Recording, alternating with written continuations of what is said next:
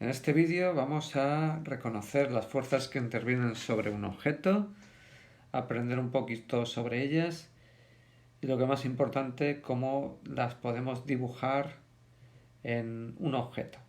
¿De acuerdo? Vamos a empezar. La primera fuerza que vamos a ver va a ser el peso. Recordad que el peso está relacionada con la gravedad mediante una expresión que es la siguiente. Peso es igual a masa por gravedad. Atención, las unidades de peso son los newtons.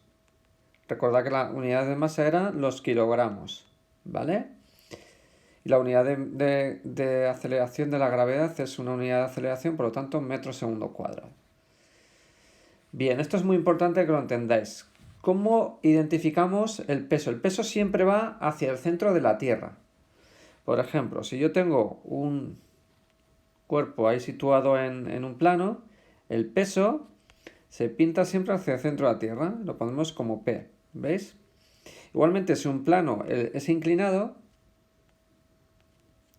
el peso se pintará también hacia el centro de la Tierra. Eso es un poco la gran característica del peso. Siempre hacia el centro de la Tierra, hacia donde hay una atracción gravitatoria. Pasamos a la fuerza normal, que como veis en los apuntes, si los tenéis a la vez ahí, es la respuesta del plano a todas las fuerzas perpendiculares a él. ¿De acuerdo? Vamos a pensar un poquito sobre ello. Aquí tenemos las dos situaciones anteriores, ¿veis? Y vamos a pensar una cosita. ¿Por qué en el primer caso aquí no se hunde el bloque? Porque si hay una fuerza hacia abajo. Esa es la pregunta. ¿Por qué no se hunde? Diréis, claro, porque aquí hay un plano horizontal. Y ese plano horizontal es el que evita que esto se caiga para abajo. Si quitáramos el plano, pues se caería el bloque. ¿De acuerdo? Bien. Esa fuerza que hace el plano sobre el bloque para que este no se caiga hacia abajo, pues sería o se llama la normal. ¿De acuerdo?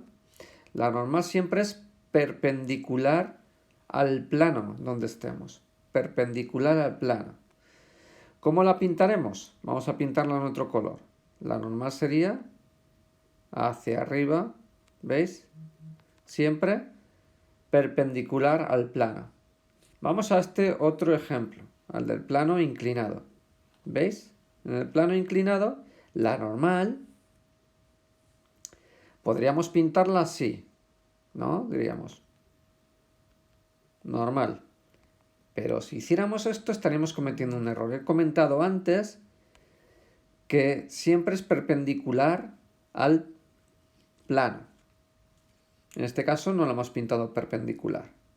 ¿Vale? Hemos intentado igualar. No tiene por qué ser igual. ¿Sí? Vamos a pensar una cosita. Por lo tanto, eliminamos esta de aquí. Vamos a borrarla, ¿veis? La borramos. Y vamos a pintarla bien. La pintamos correctamente, perpendicular al plano, ¿veis? La normal. ¿Sí? Esto es muy importante que también lo veamos. Siempre es perpendicular y siempre la respuesta a unas fuerzas, como tenéis en los apuntes. Pasamos a la fuerza de rozamiento. Esta fuerza es debida a la rugosidad de las superficies que están en contacto con el material. O sea, siempre está en relación con la rugosidad. Esto es muy importante que lo entendáis. También depende un poco de la superficie. Claro, no es lo mismo que estemos en una pista de hielo que en nuestra casa que en un campo de tierra. En unas habrá más rugosidad, mayor rozamiento que en otras. ¿De acuerdo? ¿Cómo se pinta la fuerza de rozamiento? Vamos a poner un ejemplo.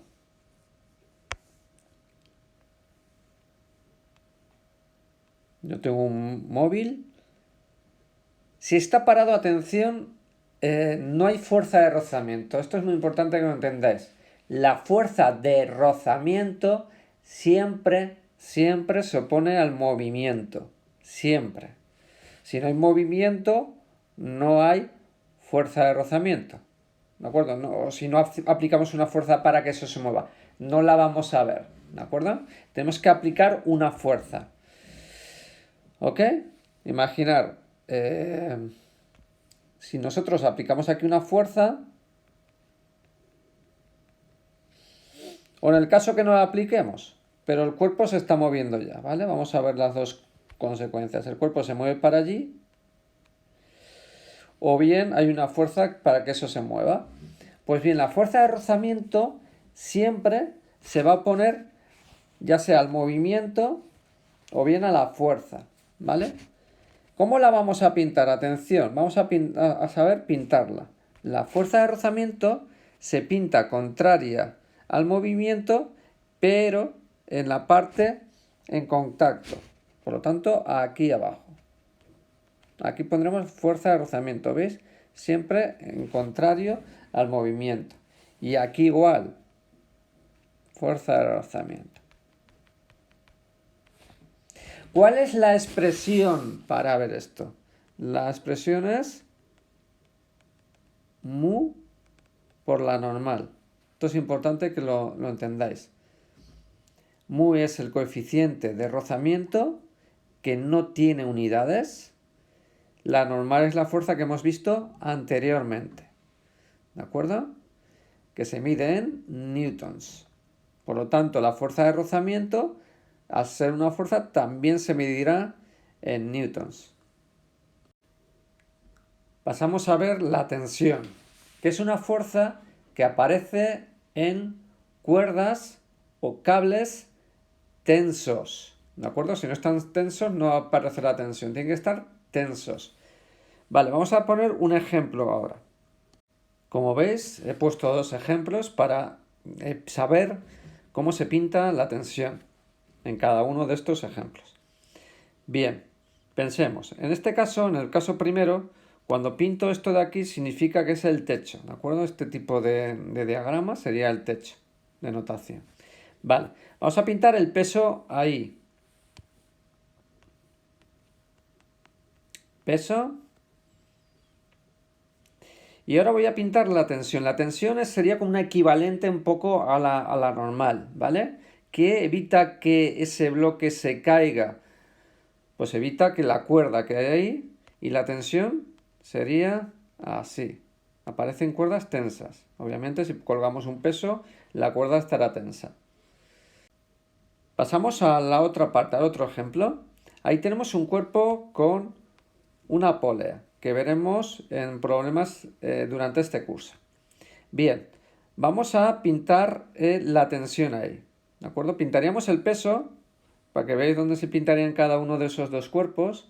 Pintaremos el peso aquí y aquí, para recordar. Simplemente eso. A ver, la tensión, ¿de acuerdo? La tensión se pintaría ahí. Vamos a pintar la tensión, tensión. Y obviamente para que la cuerda no se rompa, tiene que haber otra tensión en el otro lado. La misma además. Si no, la cuerda se rompería en algún lado. ¿Vale? La tendremos tanto hacia un bloque como hacia el otro, la tensión. ¿Vale? Habría más fuerzas ahí que pintar, la normal y tal, pero para que veáis cómo se pinta la tensión. Ya digo, aparece siempre en cuerdas o cables tensos. Por último vamos a ver la fuerza elástica. La fuerza elástica aparece en los muelles. Bueno, aquí tenemos el ejemplo, el techo, el cuerpo que colgamos y esto es el muelle. Cuando representamos esta línea quebrada, eso sería el muelle. Vamos a pintar las fuerzas. Tendríamos el peso. ¿Y qué hace que eso no se caiga? Pues no sería la tensión, sino la fuerza que hace el muelle. Esa fuerza que hace el muelle se llama fuerza elástica, ¿vale? Los muelles tienen la capacidad de deformarse y luego recuperar su forma, ¿ok? Pues bien, lo que voy a pintar ahora sería fuerza elástica, que sería para allí. Y voy a poner la equivalencia. La equivalencia viene a través de una ley que se llama la ley de Hooke. Es la ley que da la expresión de la fuerza elástica. La fuerza elástica se define como menos K por incremento de L. Siendo incremento de L, ahora veremos L menos L sub 0, que es la longitud una vez que el muelle, esta sería la longitud cuando el muelle está totalmente estirado y cuando tiene la posición inicial que está normal, ¿de acuerdo? Serían las dos posiciones que puede tener el muelle. Esto es la fuerza elástica que vendrá en newtons y la K se llama la constante elástica, que depende de cada muelle. Cada muelle tendrá una constante elástica diferente. No es lo mismo el muelle de un boli que el muelle de la amortiguadora de un coche. En el caso del muelle tendrá una constante diferente al amortiguador del coche. El signo menos porque también tiene que ver con contrario a ese movimiento. Podríais pensar cuáles son las unidades de esa constante elástica, ¿de acuerdo? Y son simplemente, vamos a sacarlas aquí, las unidades son newtons entre metro, ¿vale? Newtons porque viene la fuerza y metros en el denominador porque proviene de la longitud, de lo que se haya estirado el muelle. Por lo tanto, las unidades de la K, de esa constante elástica, es newtons entre metro.